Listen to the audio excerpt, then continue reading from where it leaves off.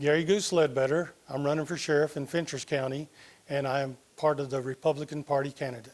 All right, so Mr. Ledbetter, you look at me the whole time. Just tell me, why do you want to be sheriff? I want to be sheriff to make a difference. I've been in law enforcement. If I make it to September the 1st, it'll be 40 years. So I've dedicated my life to law enforcement, and I want to make a difference. I actually work in Overton County, the neighboring county now, as a detective, but I want to come back to my home county and make a difference. When I was younger, I was just worried about, the next arrest or just barely getting by and doing my job. But now I want to come back and make a difference. I want to help people, and that's my main goal now. Talk to me about your law enforcement background. Well, I started way back in 1986 as a reserve officer, and back then, it's not like it is today. It was really hard to get a job back then. So I started as a reserve, donated my time for a little over a year, and then I went full-time. And I've spent the first 20 years of my career roughly at Fentress County or Jamestown City. But as politics go and things change, in 2006, I actually went to Overton County, and I worked at Overton County and Livingston City. But the majority of my career has been as a detective or lead detective. Now, I did serve a couple of stints as chief deputy for 2 different sheriffs here in Fentress County over my career. So that gave me some valuable experience on how the overall operations of the sheriff's office and the jail went. What is the top law enforcement problem facing Fentress County, and how do you fix it? Well, there is no doubt, obviously, it's drugs, and the drugs of choice these days are meth and fentanyl. So I have a multi-pronged approach to doing that.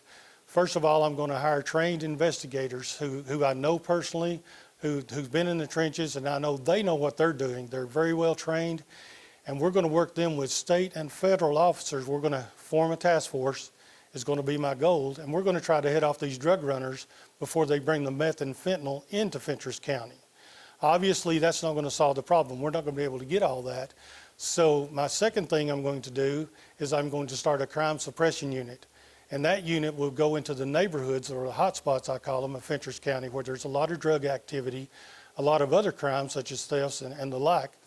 And so they will go into those communities, and we'll saturate those, so to speak. And hopefully we'll take a proactive approach to that.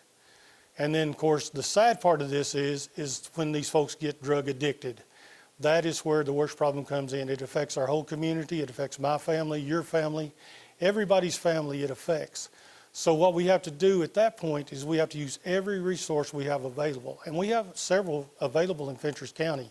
We have our criminal court, recovery court. We have recovery for veterans officers. We have TDOC recovery through the Tennessee Department of Corrections. And we also have our local thing that most people rely on, it's called Manor House. And they have a multitude of resources. They are very well trained out there. And what we want to do, I'm going to be a sheriff that cares enough that when that person finally gets to the point where they actually want help, we are going to do everything we can to help them. Talk to me about the current staffing levels at the sheriff's office, and how would you recruit and retain deputies? Well, the staffing levels have always been a problem these days because it's like in any job, not just sheriff's office. People just don't seem to want to work anymore. So the pay is not that great around here because we do have limited tax base here. So it's always been my theory, you've got to give the deputies something. You've got to give the correctional officers something.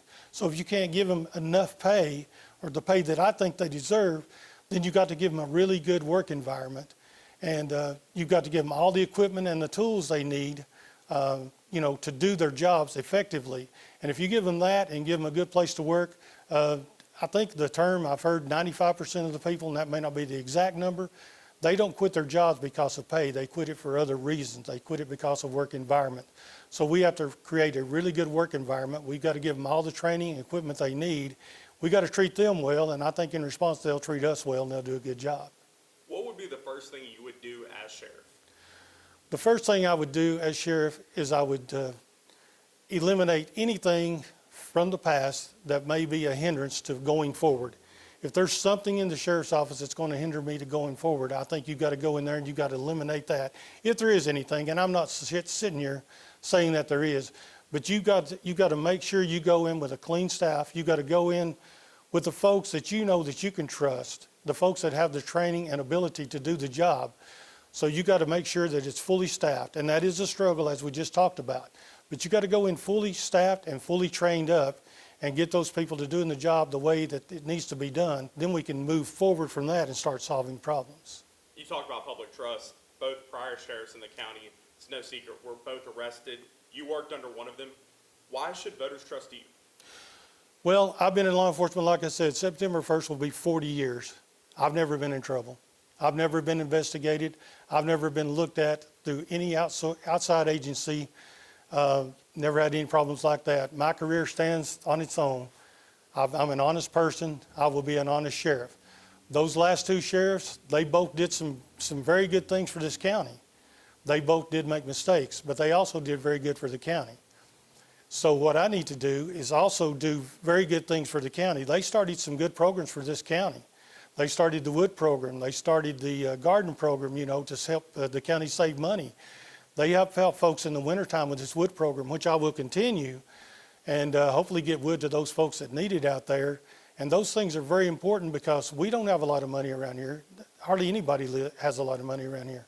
So the thing that I've got to do is make sure to keep those programs going. And the farther I go in my career, the more I just want to help people. So I want to help people, but I will be an honest sheriff. And I tell people all the time, I don't go out and make a lot of promises just to get elected. I'm not going to tell you it's something just to get a vote. But I will promise you, I won't be in trouble. I've not been in trouble for 40 years. I'm not going to get in trouble now. What guarantees are you willing to offer people in the county you are sworn to serve and protect?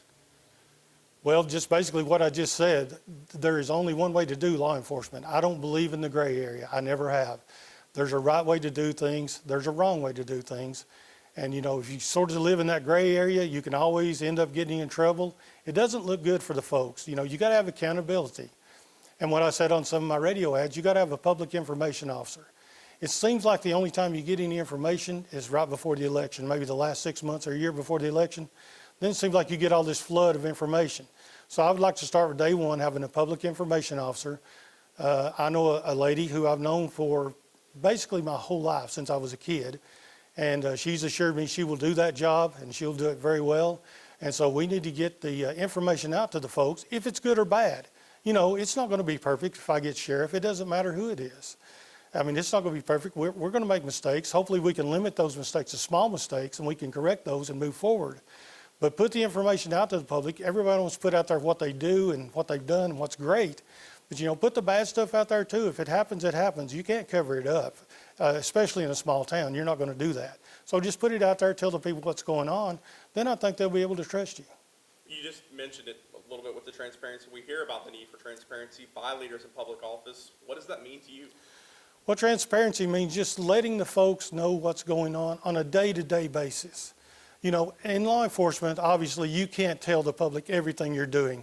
Some things have to be secret. You'd never catch anybody if you told them everything you were doing.